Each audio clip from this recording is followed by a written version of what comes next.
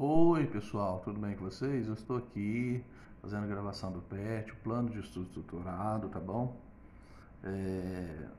Nós estamos aqui no PET 3, semana 6, a disciplina é filosofia, a série é o segundo ano, eu sou o professor Patrick Rocha, um grande abraço para todos vocês aqui, tá? Eu vou tirar aqui meu rosto daqui para vocês enxergarem melhor as letrinhas e a gente estudar.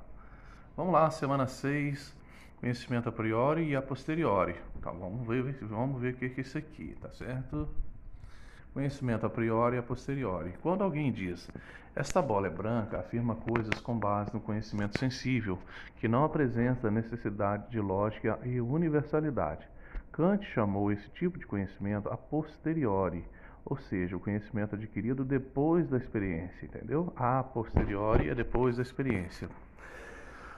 Há, no entanto, outro tipo de conhecimento alicerçado no raciocínio lógico, que ele denominou a priori, ou seja, anterior à experiência sensível. Exemplo, o casado não é solteiro.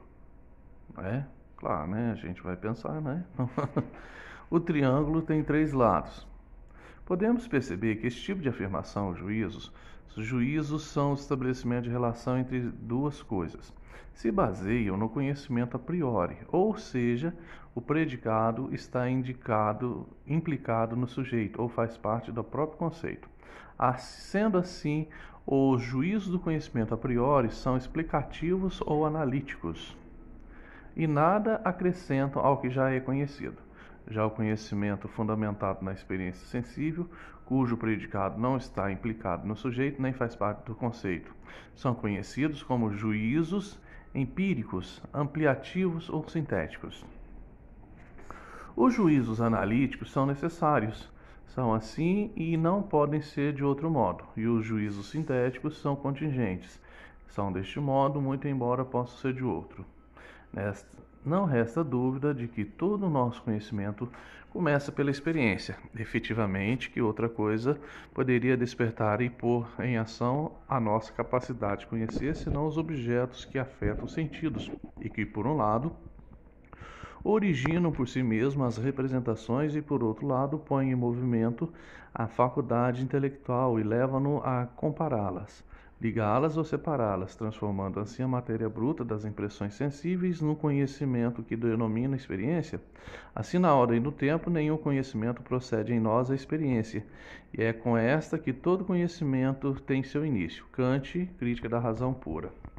Ainda há juízos que são ao mesmo tempo sintéticos e a priori. Sintéticos, que significa, pois envolve relações entre várias impressões sensíveis ou percepções distintas. A priori, porque englobam elementos da razão ou da capacidade de conhecer que são independentes da experiência sensível e a possibilitam. Se retirarmos das intuições empíricas dos corpos e suas alterações de movimento, tudo que é empírico, a saber o que pertence à sensação, restam ainda espaço e tempo, que são, portanto, instituições puras nas quais as instituições empíricas se fundam a priori, e por isso não podem ser retiradas, mais precisamente por serem intuições puras a priori.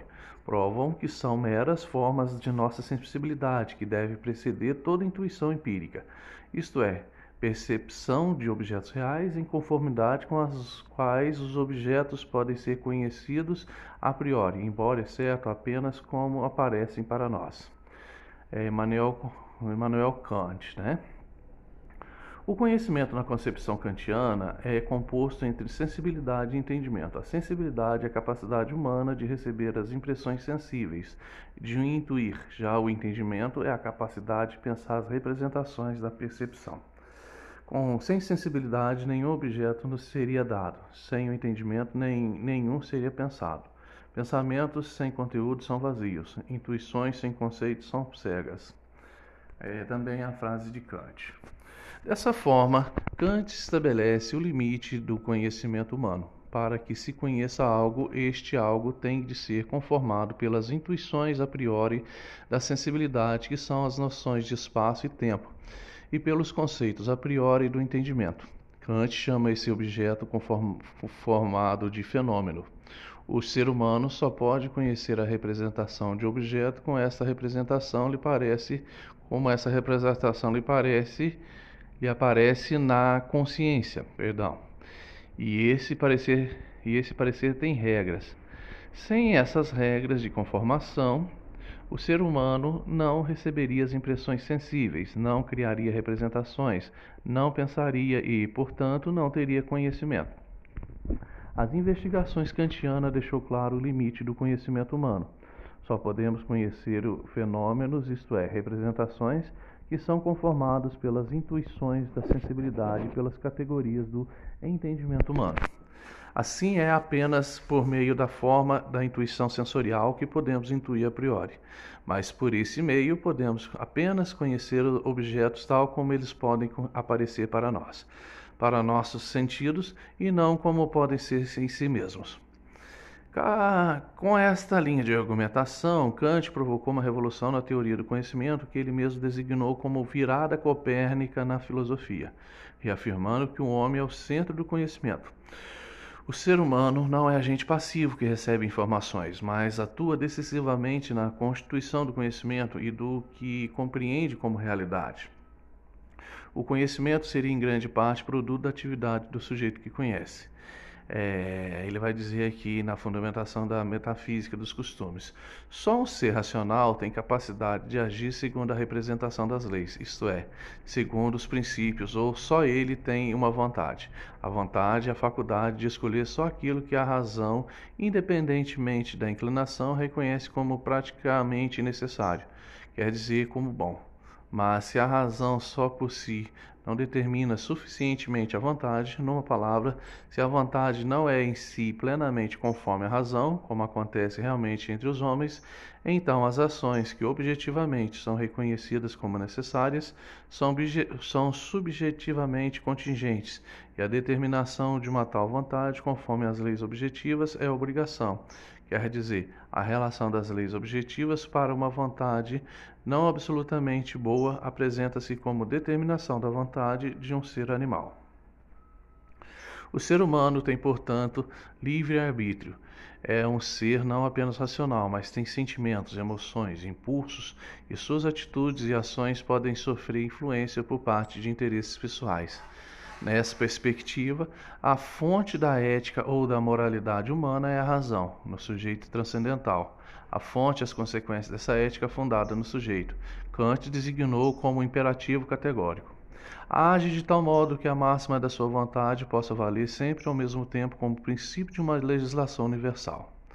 Crítica da razão pura.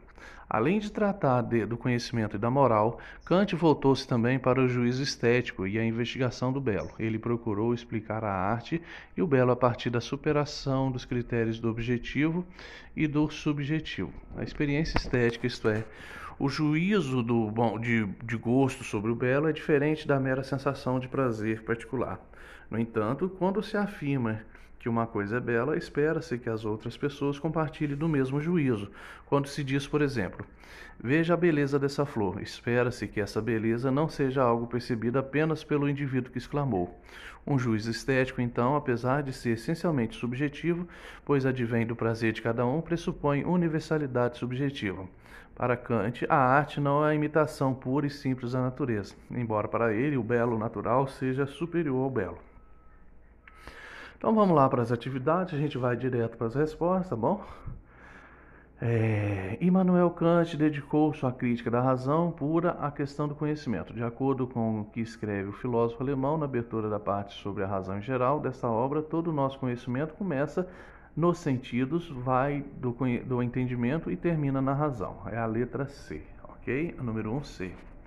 2. Sobre a questão do conhecimento na filosofia kantiana, é correto afirmar que o registro mais contundente acerca do conhecimento se faz a partir da distinção de dois juízos, a saber, o juízo analítico e o juízo sintético, ou o juízo de elucidação. Então aqui a letra D. Número 2, letra D. 3. Acerca do formalismo moral desenvolvido na filosofia kantiana, julgo de acordo com Kant a seguinte colocação: agir racionalmente, que depende dos princípios e a vontade, é da razão prática. Justifique. Interessa-nos defender a noção de agir racional livre, que pressupõe, por um lado, uma razão prática que orienta o agir a partir de prescrições que comandam e impede a autoridade normativa, e por outro lado, a capacidade prático-deliberativa do agente de reconhecer e julgar tais prescrições, ok? Bons estudos e até a próxima. Muito obrigado pela sua participação aqui. Tchauzinho.